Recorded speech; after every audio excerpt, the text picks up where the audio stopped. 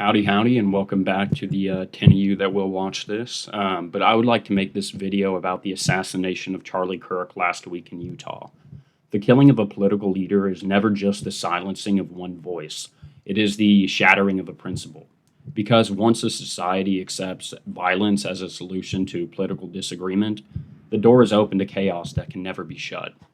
As soon as we cross this metaphorical Rubicon, we as a society can never go back. That is why I believe it's imperative that we continue our allegiance to peace and cohesion. Without it, freedom will evaporate. History shows us this snowball effect again and again. The assassination of Julius Caesar didn't restore the Roman Republic, it plunged it into years of civil war until the Republic was gone forever. The murder of Archduke Ferdinand didn't resolve nationalist tensions in Europe, it ignited the First World War, dragging millions into the grave, arguably in the most morbid war in history. Abraham Lincoln's assassination didn't heal America after the Civil War, it deepened the fractures of Reconstruction and delayed justice for generations. Violence does not settle politics, it accelerates it. Philosopher Rene Girard called this the cycle of sacrificial violence. Societies convince themselves that killing one person will end a conflict permanently, but you can never kill an idea, and it never works. It spreads like fire, and it connects to something deeper. When words and debates are replaced by labels like extremist, radical, or dangerous terrorist, those labels become the sparks that justify the flames.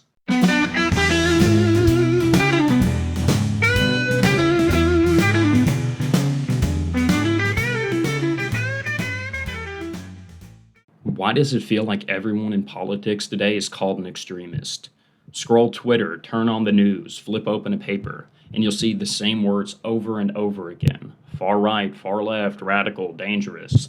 The label extremist has become the ultimate insult in American politics, a one-word dismissal that ends conversations before they begin.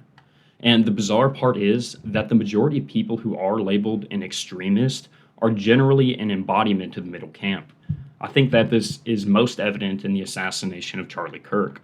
If you were to even spend a fraction of your time last week online, you would see this clear as day. His death has been celebrated by millions of Americans and was justified by false narratives and baseless claims.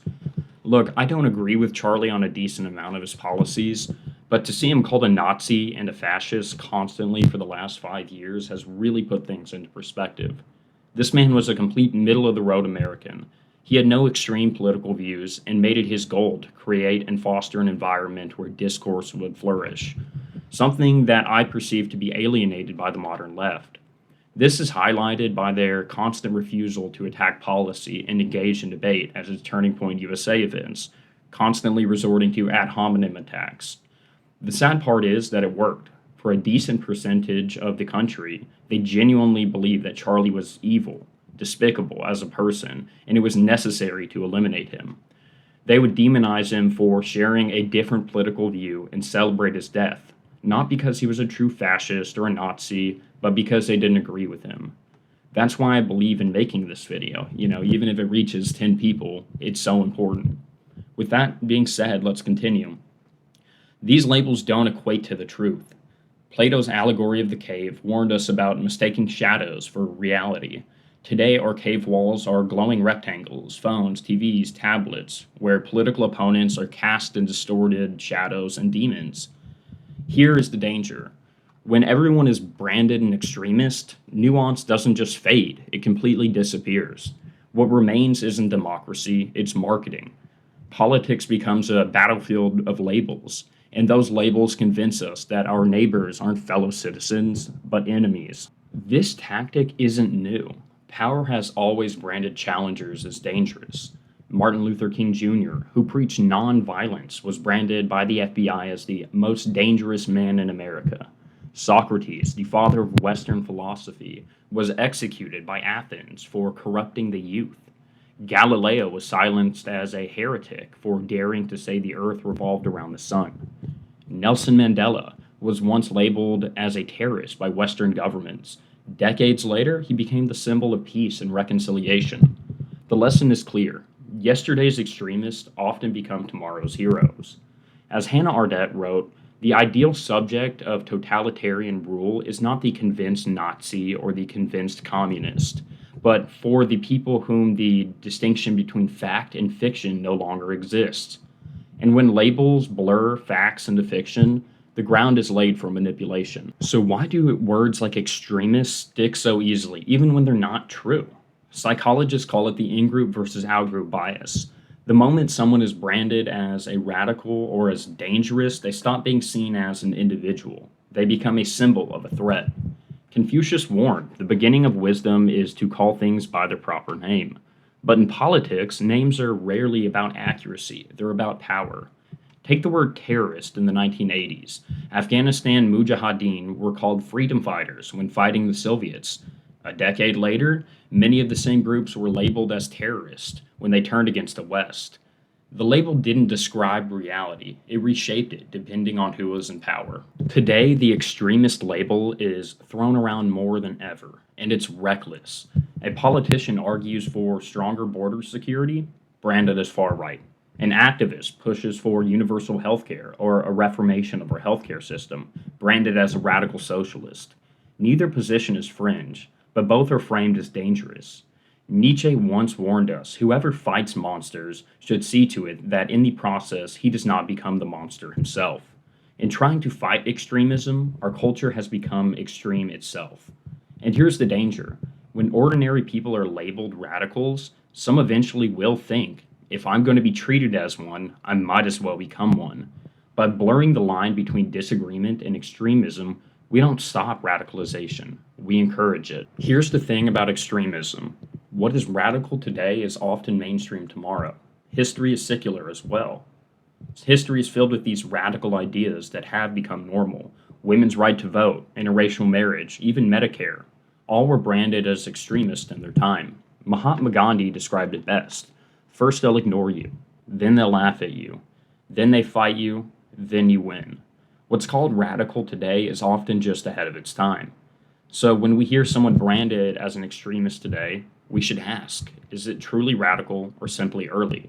Again, this does not condone violence, and I do not stand for it. I'm purely talking about philosophical ideas.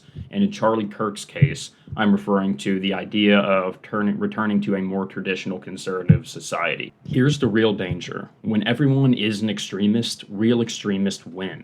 During the Red Scare of the 1950s, Senator McCarthy accused thousands of Americans of being communist. Most weren't, but the paranoia gave actual radicals cover to thrive. By crying wolf, America weakened itself. Benazir Bhutto's assassination in 2007 offers another lesson. She was a flawed leader, yes, but also a democratic one. Her killing didn't stabilize Pakistan. It sent it spiraling into deeper extremism. The line between label and bullet is thinner than we think. When the word extremist is applied to everyone, it means absolutely nothing. And when it means nothing, those we really should fear can hide in plain sight. So how do we fix it? First, we need to remember that disagreement is not extremism, a message Charlie preached and died by. Disagreement is democracy. John Stuart Mill warned us that by silencing an opinion, it robs someone's humanity, because even wrong ideas contain fragments of the truth. Second, we need to demand more from our media. Journalism should inform, not inflame. George Orwell put it simply, political language is designed to make lies sound truthful and murder respectable. If every issue is reduced to radical left versus far right, we aren't being informed, we're being manipulated. And finally, we need to take responsibility as citizens. That means resisting labels, questioning narratives, and listening to the people we disagree with.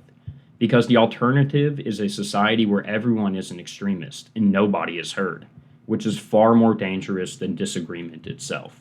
Imagine this. Every time you disagreed with a politician, the answer wasn't debate, elections, or accountability, but a bullet. How long before no leaders would remain, only mobs and warlords? How long before every citizen is a potential target? John F. Kennedy once said, "Those who make peaceful revolution impossible will make violent revolution inevitable." But the reverse is also true. Once a violent revolution is accepted, peaceful politics become impossible. The line we must never cross is this: killing to end a debate.